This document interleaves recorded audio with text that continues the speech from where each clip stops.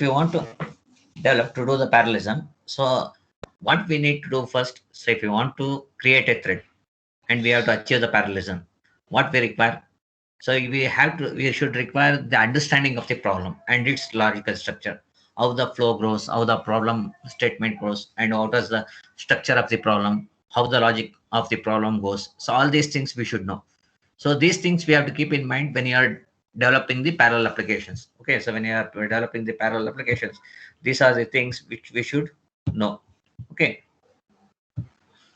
now here, so next, when you are creating a thread, what we should understand, we should also know that if you have the two threads, whether there is a dependency upon these two threads, whether there is any correlation of processes there, that we have to look after that one. So now, after looking after that, whether there is a dependency on these two threads are there or any correlation is there between the two threads, whether someone the data from one thread is required from the data of the other thread, so that it is that we have to see before going into the parallel computation using the thread. So now, for this particular parallelism to achieve, so they have to have one technique called as decomposition. So next is, what do you mean by decomposition is the next one. So decomposition is nothing but what? It's a useful technique that helps understanding. Decomposition is the useful technique which helps in understanding whether the problem can be divided and can be executed concurrently or not. So if you take the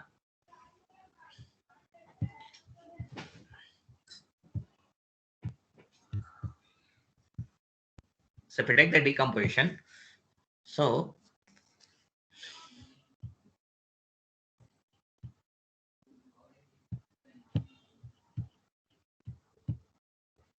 if you take the decomposition, so decomposition is nothing but what? It's a basically useful technique. Okay. So your decomposition is a name. It is mainly used for the technique which helps in understanding whether any given problem can be divided equally, parallelly or not. So now, whether that particular process or any problem, if we take, whether that particular problem can be divided and can be executed concurrently or not. So that is what the term decomposition stands for. So that is the technique which you are going to use. So if your layman's definition, if you are tell, so your decomposition is nothing but what? It's a technique. Okay. So what it is going, why it is used, for what for it is useful? It is useful to understand it is useful whether the problem can be divided or not. So now, whether that particular problem, what you are going to have, that particular problem can be divided and can be executed concurrently or not. So now, if the work can be divided, so if the decomposition or if the decomposition is possible, for example, so if the decomposition is possible, is nothing but what? It's the work, whatever the problem or work. Okay, we are going to have. So now, if the work can be divided, so now, if the work can be divided, it will be the starting point where your creation of the thread is started. So now that means I have a problem. That problem can be divided into a number of sub-problem. Then I am going to start that from that particular point. Now, if this particular technique is, if this particular work can be divided and if it is possible, now we have to know that whether that particular technique is possible or not. That will be the starting point, whether the problem can be divided and can be executed concurrently or not. Okay. So now, if when it is done, so if the work can be divided, so if the work can be divided means what? That is the start for dividing the work. Okay. So I will analyze the problem, whatever the problem is given. After analyzing the problem, I will start that particular problem to be divided into independent units. Okay. That will be divided into independent units. So that will be broken down into independent units of work that can be executed concurrently. You can see it here. So whatever the work has been given or whatever the problem you are going to have, that particular problem will be divided into independent units and it will be executed with the support provided by the threads. So what are the features provided by the threads? With the help of the features which are provided by the thread, I am going to divide that particular work, and depending upon the dependencies and the correlations, I am going to divide that problem into a number of problem, and I will execute parallelly with the help of the thread. So this is the technique which they are going to use. So when we are dividing the threads, there are many factors which we need to consider. Okay, so when you are dividing the threads, which we need to many factors has to be considered. So what are the different techniques or different partitioning techniques you are going to have? So the two main decomposition or partitioning techniques. So decomposition is nothing but partitioning, or it is technique which is used to divide the problem, and it is going to give the work to the thread. So these are techniques used, or two types. One is your domain decompositions, other is your functional decomposition. So anyone it will come in your exam. These two is very important. That is the two main techniques which is used to divide the problem. It is one is domain decompositions, other is functional decomposition. So now when it comes to the domain decomposition, how the domain decomposition works. So now in the domain decomposition, what will happen is the domain decomposition is the process of identifying patterns of functional repetitive. That means if you have the any work which is repetitive, okay, domain decomposition is the process of identifying patterns of functionally repetitive. The same function, if you are going to have, for example, I have to calculate the average of six people, 6%. So now that is functionally repetitive. So domain decomposition is the process of identifying patterns of functionally repetitive, but independent computation of data. So the data which you are going to have, that will be independent. Okay, but independent computation of data. So now when these calculations are identical and only it is differing from data, they are operate on and can be executed in any order. That means what? So if you take for example, so in any order, the problem is called as embarrassingly parallel. So now for example, if you take the average of a student in a class, I have to find it out. For example, so for example, if you take average of a student in the class, I have to find it out. So how I have to go with that one? So if I take the average of a class, for example, if I take, so now I'm going to have a number of students there. Assume that I'm going to have 62 students are there. 60 students are there. I want to calculate the average of all the 60 students. Now, first to 60, you're going to have. Now, for example, we are going to have 8 subjects, right? So you're going to have, for example, I will take subject 1, subject 2, subject 3, subject 4. Subject 3, subject 4. Okay. So now, the marks for this particular person X, Y, Z. For US, you will be having the exam people who are going to have. For each people, the subject is same. That the marks which you are going to have, it is differed. The marks which will be having, it will be differed. Now, when you are working out with respect to this one, so this is mark 1 of Y, this is marks 1 of X, marks 2 of X, marks 3 of X, mark 4 of X. So this will be marks 2 of Y. This will be marks 3 of marks 2 of marks 3 of Y. This will be marks 3 of marks 4 of Y. So similarly, it will be marks 1 of Z. This will be marks 2 of Z. This will be marks 3 of Z. This will be marks 4 of Z. So now, whether if I'm going to initialize this one in array, so if I take that one, so if I take this particular marks to be designed, so I require two-dimensional array. Okay, that it requires the two-dimensional array, what you are going to have. Now in the two-dimensional array, I am going to have this particular data. So for example, so you're going to have the name and marks. Okay, so I want to have the person name. So where that for that particular person, I'm going to have the marks and the subject we are going to have. So now, if we take A of 3 and 4, okay, so this is nothing but what? Number of people we are going to have. So this is the number of marks which you are going to have. Now, once you have got this one, so you are going to have what? A of 0 of 1, A of 0 of 2, A of 0 of 3, A of 0 of 4. Similarly, you are going to have A of 1 of 1 for student, A of 1 of 2, that is for second subject, first student, second subject, then it is first student, third subject, and first student, fourth subject. So similarly, in the third, we are going to have second student, first subject, second student, second subject, second student, third subject, second student, fourth subject. Now you can see that for this particular person, the marks is different here. For this particular, for the same person, the marks for your subject one is different. The marks for subject two is different. But the marks for subject three is different. The marks for subject four is different. Now, when you are going to have the, if you take this particular array, so this is also different. This is also different. This is also different. So all the marks which are there are independent of one another. If all the marks of a particular student is independent of one another. So now, if I want to calculate the average, whether there is a dependency of one person with the other person, no. So I don't have any dependency between the two people. So that the calculation is identical. What is the calculation I am doing? I am doing the average of all the subjects. The subject is same. I have to calculate the average for each and individual person. But the calculation part, what I am doing is equal, same. So now in that particular type of scenario, which you are going to have, only data is differing, but the calculation is same. The data is different, but the calculation is same. So when you are going to have this particular type of scenario, I can issue that particular data to be that particular job to be executed in any order. Okay, so I can execute this particular problem to be executed in any order. So then that particular type of problem is called as embarrassingly parallel. So if you take this one, this particular topic, okay, control A. So you can see it here. So as I told you that when it is running parallelly, what you are going to have?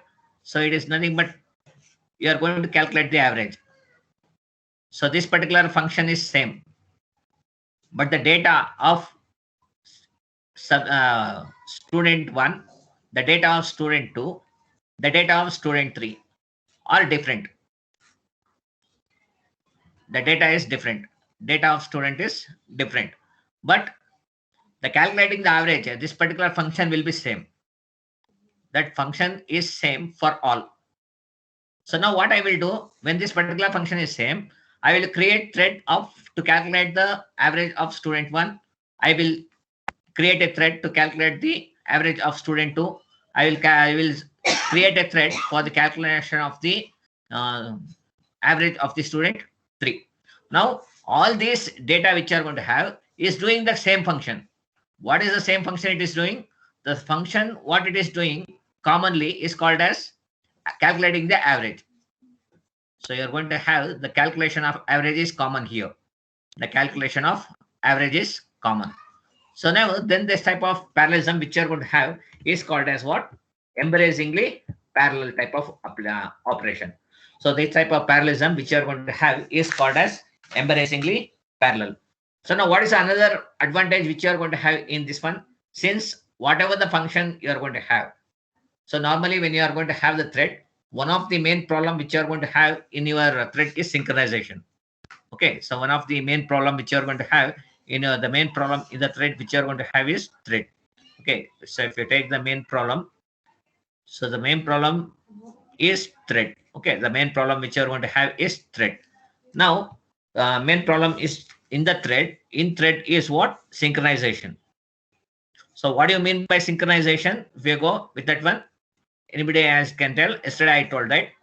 What do you mean by synchronization? Can anyone tell? What do you mean by synchronization? So synchronization is what? So if the data is updated, if one person requires the data from another person, if the same data is, if you are want to manipulate the data, then that particular data will be altered. So the other person may not get the same relevant data. What is going to happen there? So you are going to have the problem of synchronization there. To overcome that particular problem, you are going to make use of the semaphores. Okay. So that is where you are going to make use of the semaphores there. So when you are going to have the semaphores is used,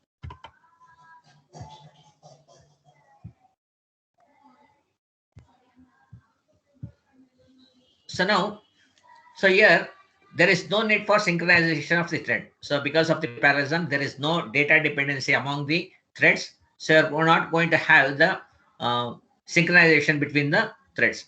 So another example, if you want to tell. So now assume that I have for I is equal to 0, I less than 10 or I plus plus. So I'm going to have some calculating the average. Average is equal to A of I student. Yeah, average. That is, if you take the calculators, average of a person. Okay. So if you take the student of I, like student of I will be equal to average. How we are going to calculate? Subject of first subject plus subject two, subject one of I, subject two of I. Okay. So like that you are going to calculate. Okay. So if I want to calculate the average of the people, average of each individual student. Okay. For example, I will show you once again, 1 minute. So now if you are going to have this one, so now here, so for example, in your class, you are going to have 50 students. So I'm going to have the 50 students there. So I want to calculate the average of all the students. I have to calculate the average of all the students. So student number of students is 50. So I want to calculate the average of each 50 students. So the average percentage, I have average marks, I have to find it out. Now, when you are finding the average marks, so I am going to store the marks in your what subject. I'm going to have in subject one of 50 people marks. I'm going to store it in one array. Subject two marks, I'm going to take as in 50 marks, and you are going to have subject three marks. It is going to store in around 50 students, and your subject four, it is going to have in 50 students. Now, if I want to find the average of 50 students, what I am going to do, I am going to fill in the names of the student in student of 50 students.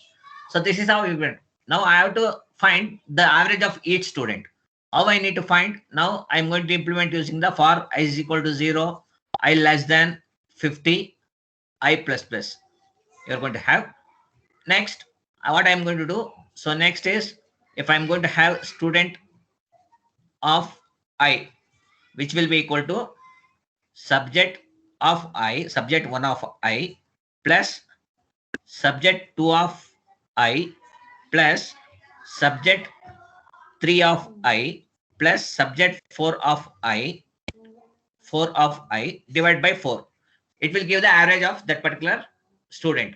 Now, similarly, it will list out all the subjects, all the students average individually. Now, when you are going to do this one in one function, so I will pass this one as a parameter to the other function. Okay, to that particular problem. I have in the program, this is my one problem where I need to find the average of a student. Now, whether your student of the data of student of 0 and the data of student of 1, whether they are same? No. So you have student data of these two, data of student 0 is not equal to data of student 1. So there is no dependency of the data with respect to student 0 and student 1. So since there is no student, I can do parallelly without having any conditional checking. Okay. So without having anything in my mind, what I will do is I will create 50 threads. I will create 50 threads. So 50 threads. So like that, if you are going to have student 0 data is I'm going to send, student 1 data I'm going to send. Like that, all this student 50 data I'm going to send parallelly.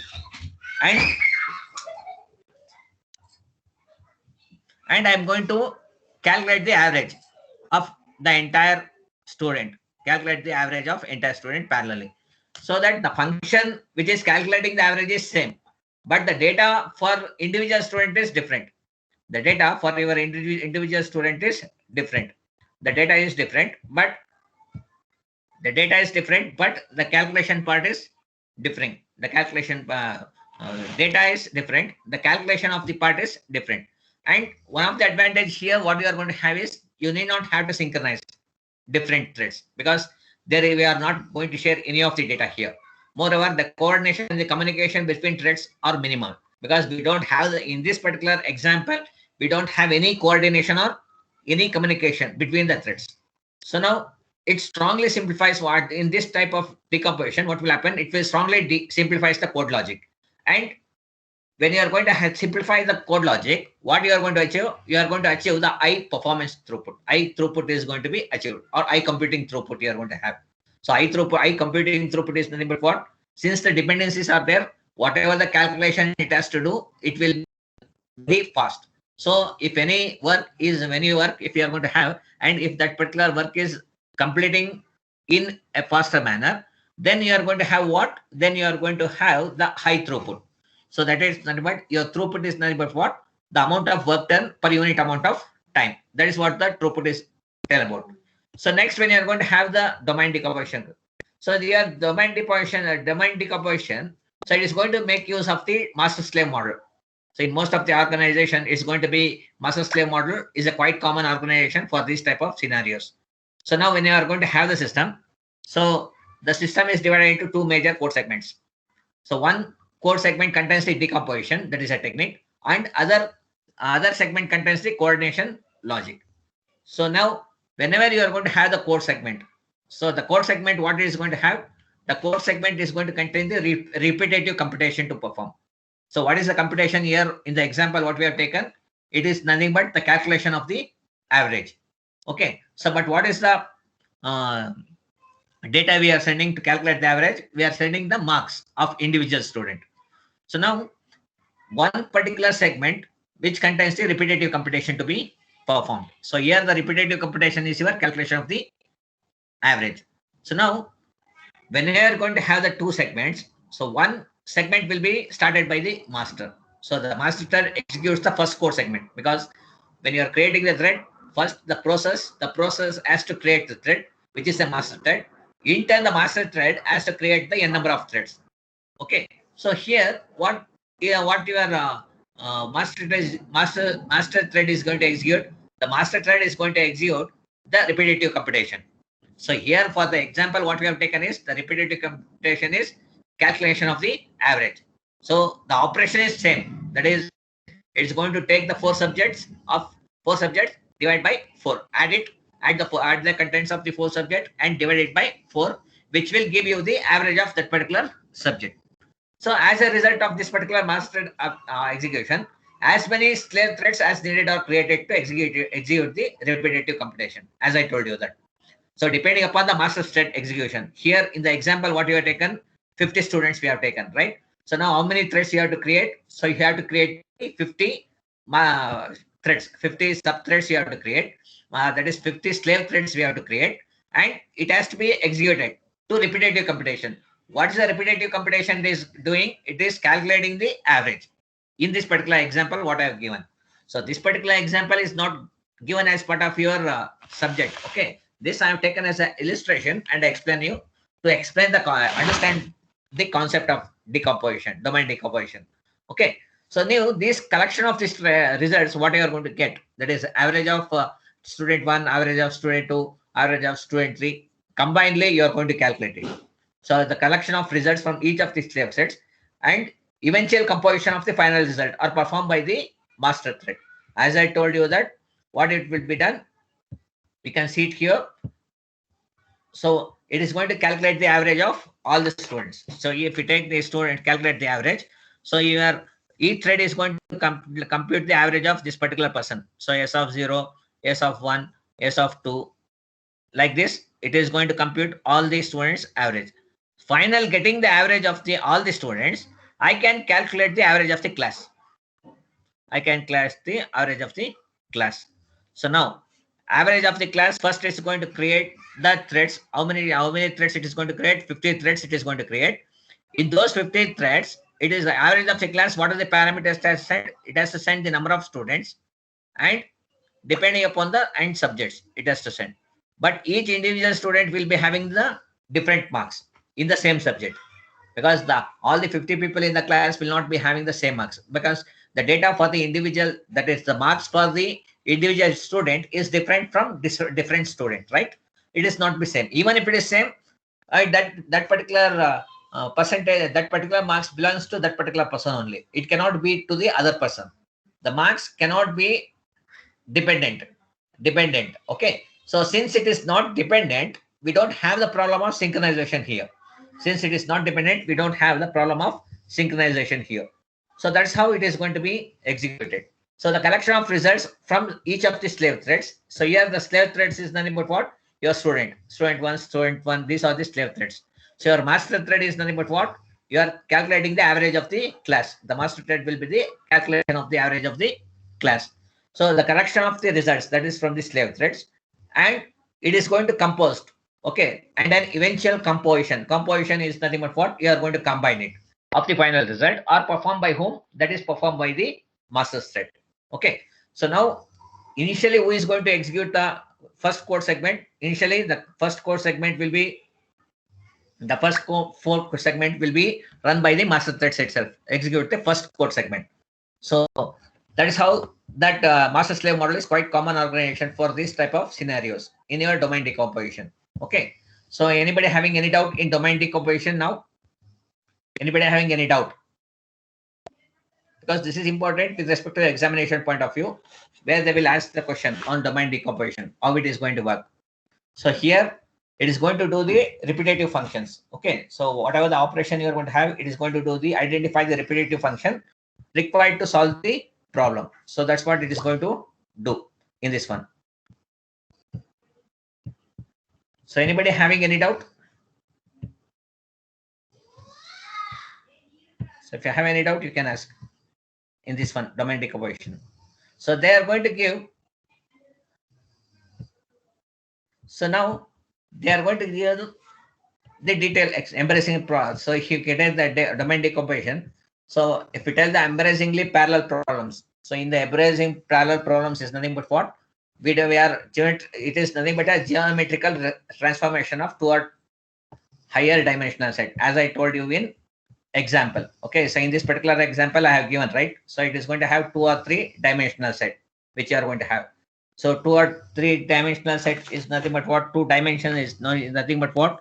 So if you take the 2-dimensional array, so if you take the 2-dimensional array, if you are going to have, so it is going to represent it by what? F 50 into 4. So what the 50 represents? It's a student. Your 50 represents the students, and your 4 represents, or your 8 you can take. Your 8 represents the subject. Only for your understanding purpose, I have taken number of subjects as 4.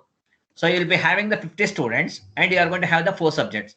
When you have this one, for 0 student, that is the first student, 4 subjects I am going to send. The second student, I am going to send another 4 subject you are going to send. So all these for 50 students, it is doing parallelly.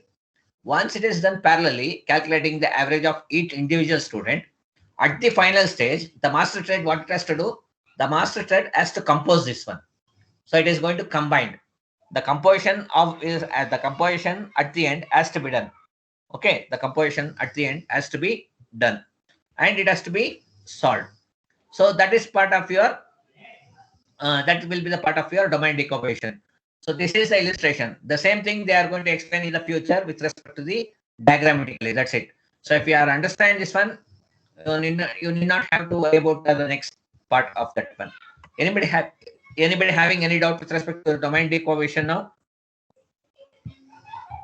Anybody having any doubt? So your domain decomposition is nothing but what? It's a type of the technique. Okay, so it's a type of the technique. Okay, so where the problem is divided, whether the problem is divided equally, and there is no dependency among the problem, and each individual component will be executed in concurrently or parallelly.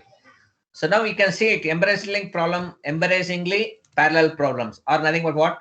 They are geometrically transformation of toward higher dimensional data sets. So that means if you are going to have, this is what example we have taken is 2-dimensional data set, right? So the example what we have taken now is a 2-dimensional data set. You can see it here. So this is 2-dimensional data set which you are going to have. So here, when you are going to have the 2-dimensional data set, so the 1 dimension is calculating the students, other dimension is the number of subject. So totally how many? That is 50 rows. So this is going to have the row, this is going to have the column. So this is 2-dimensional. This is 2-dimensional. So it can be a 3-dimensional also. The problem which you are going to have to solve this particular problem, it can be a 3-dimensional also. So now So that geometrically transformation of two-dimensional data set or higher. It may be higher also. Normally it will be a two-dimensional data set. So then whatever the transformation you are going to make, so this will be independent and repetitive computation. So it will be independent and repetitive computation over a domain such as Mandelbrot set and Monte Carlo computations. So here you are going to have gone through in mathematics, you have gone through some of the computations which you are going to have. That is your Mandelbrot set or your Monte Carlo computation. Just go through it when you are free in your home, what those concepts are going to tell about, or what those set is going to tell about. So it is a set of complex numbers. Okay, so your Mandelbrot set is nothing but it's a complex numbers. Okay, for which the function does not diverge when iterated. Okay, so that means whenever you are doing the computation, it is not going to diverge in your in your Mandelbrot set.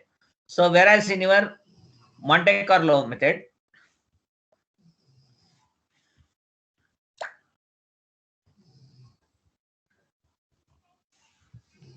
the computation will be parallel, which are not having any dependency.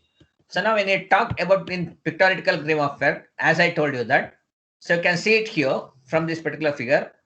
So you are going to have the process. So as I told you that as we have told, it's a two-dimensional.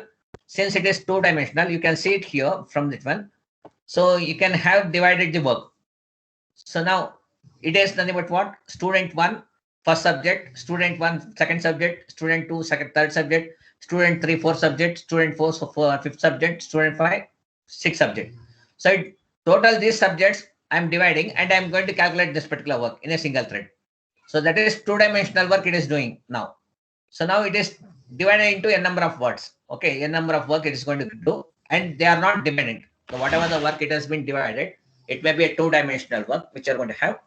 So then if you are going with a two-dimensional work, what you are going to have? So if I want to have the Department of Computer Science, all the class average I need to send.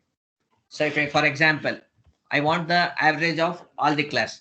So when you are finding the average of all the class, then it will be three-dimensional. So when you are going to have the three-dimensional, for example, if I'm going to have the three-dimensional data set, so here you are going to have what? So computer science departments, all classes average I will need to have. Then you are going to have three-dimensional. So number of class which you are going to have is around 8 in the department now. That is your 8A section, 8B section, 6A, 6B, 6C. This will constitute that number of classes. The total number of classes is 8 now. Next, in each class, how many students are there? So assume that in that particular class, for first class, how many students are there? So I am going to have that particular number of array elements which are there here, which I am going to compute. So or it can dictate M, N, O. Okay. So you can give it instead of this one, A of M, A of N, A of O. This will become three-dimensional now. When it becomes three-dimensional, M represents number of classes. Your M represents the number of classes, where N represents a class. Okay, class. That is nothing but a person. In that particular class, people. So O represents the subjects which you are going to have. So now A of, if you take A of, for example, A of 8, comma 50, comma 8. So I am going to tell that. So this is 8th sem. Number of students is 50 and subjects is 8. So all individually they are different, right? So all these three are not dependent. So as you see in this particular figure, it's going to have the three-dimensional. It's going to calculate the HM, HM number of students average, HM average, HM A average. It can calculate the HM. Second one can calculate the HMB average. The third one may calculate the 6MA average. Fourth one may calculate 6MB average, and this one may calculate your 4MA average. This one may calculate 4MB average. So I'm like that. So you may have a number of departments like CSE is there, EC is there. So if you take vertically, so vertically if you take first one may be the CSE, second one may be the ECE, third one may be the mechanical, third one may be IS, or fourth one may be your civil department.